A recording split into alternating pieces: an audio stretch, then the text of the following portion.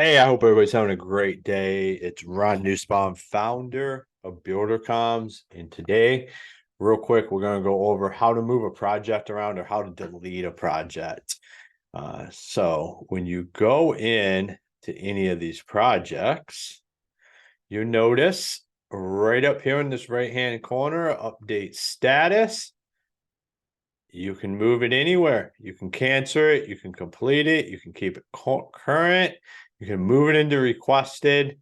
Once you move it into completed, it is completed. It will move into your completed projects. And once it's there, you can't bring it back up. You will have to create a new project for it or a new requested project. But yeah, if you want to delete a project, complete a project, cancel a project, just click that button right there in the right-hand corner, move it to requested, current, completed, canceled. Super easy.